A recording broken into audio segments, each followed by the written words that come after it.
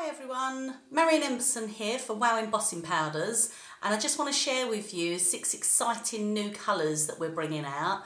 These are vintage colours.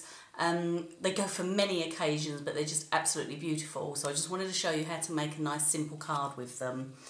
So here's the card that we're going to make. Very, very simple and effective. We're going to be using 2 stamp sets. We've got the Blizzard one and the collage one. We're just using one of the words from the collage, the believe. I love the word believe at Christmas. I'm also going to be using one of our new moulds, and then on this little sample one that I've done here is another one of our new moulds. So I'm just teasing you really, but they will be available shortly. So all I've done is I've taken a piece of card, craft card, folded it in half to make a square. I've taken a doily, put some double-sided tape on the back, and then I'm just sticking it down to the front. I've already trimmed off the edges, so don't have to worry about that.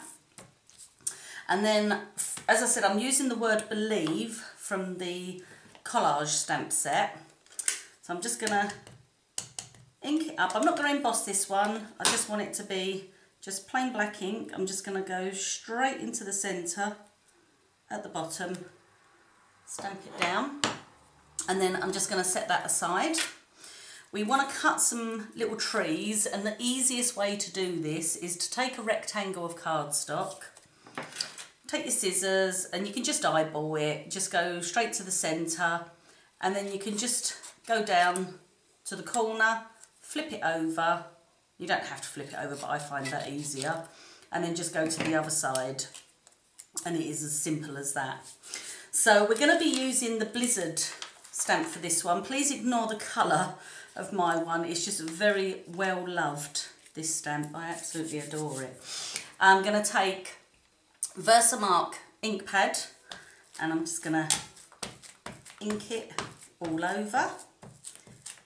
So I want to cover the stamp entirely with it. You'll notice I'm not using a block, and that's because when I've got things that are smaller than the actual stamp, you really don't need a block because you can do it this way. So I'm going to position that on there, and I'm going to rub it on there. And all I'm doing is just transferring the design straight onto it. I'm going to rub that one. You could always take a brayer and just like roller a brayer over there. Let's see if we can squeeze this one in. There we go. Okay, so I'm going to move that aside. Get a piece of scrap paper, and now I'm going to use the Vintage Peacock and Vintage Champagne. One thing I will say, you really want to give these a good shake before you use them, because they have got so much glitter in them, and you really want to mix all that up, and it's just, you'll just get the best effect from it then. So I'm just sprinkling just randomly. I'm not covering the entire thing in one colour. I'm just gonna, it's just the old pinch technique that we've done for a while, but it works, it's so effective. Just gonna take that off there, just shake off the excess. You can always have a look and think, oh no, I want to add a little bit more to that, then just go ahead. Versamark's brilliant to use because it stays wet quite long. So we want to put this back in our pot.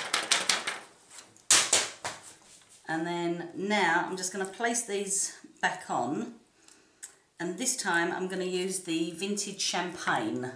Pop my lid on that, and I'm going to just cover it entirely. And what that's going to do is any areas that I didn't get with the peacock, that's going to fill with the champagne one.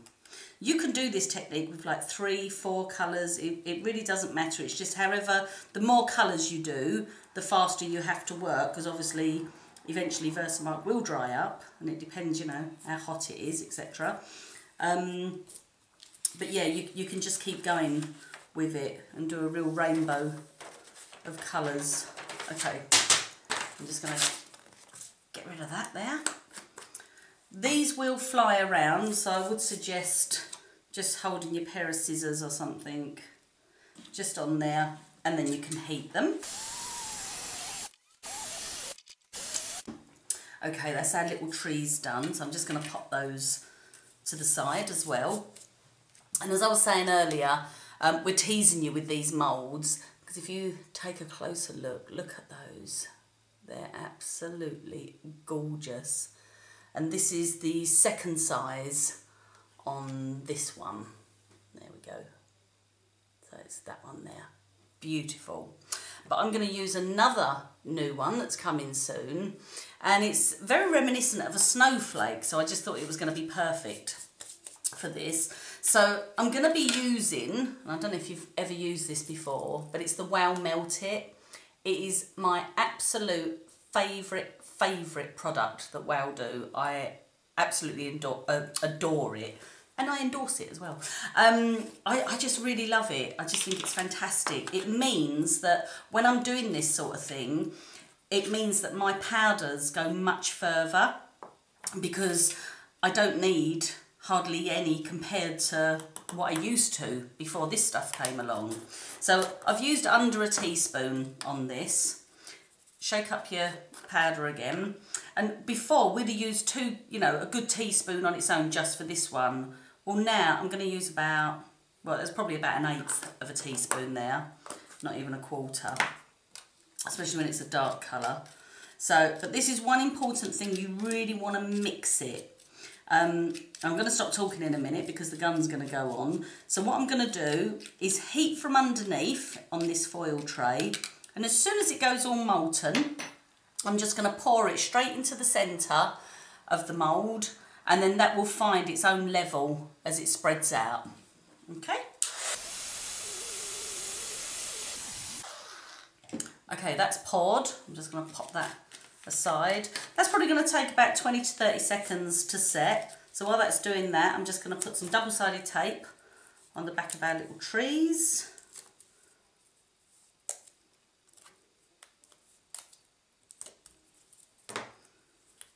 We've got lots of new stuff coming out as well, which I can't even tell you about here because I'll get in trouble.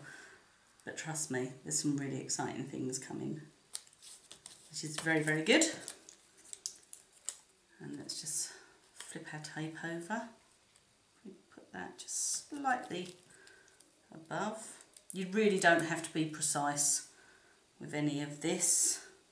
And then that one can go a little bit more above. I've got a piece of tulle that I'm just gonna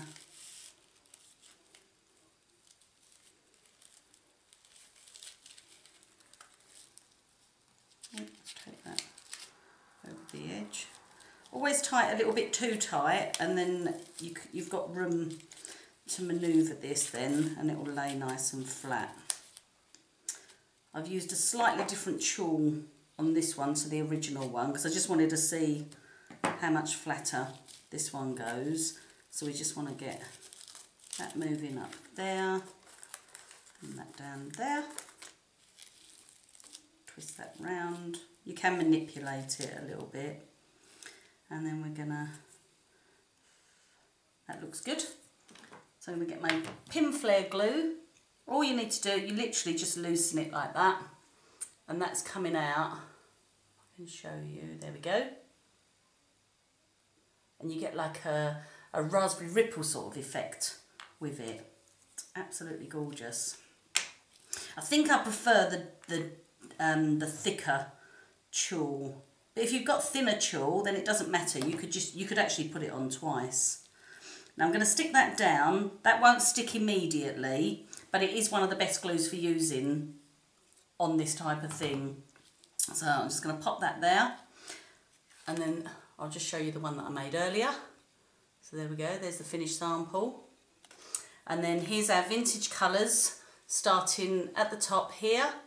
And we've got vintage champagne, vintage candy cane, vintage jade, vintage peacock, vintage romance, and finishing off with vintage amethyst. And I hope you'll agree that they're really lovely colours. So thank you for watching, and we'll see you again soon. Thank you, bye.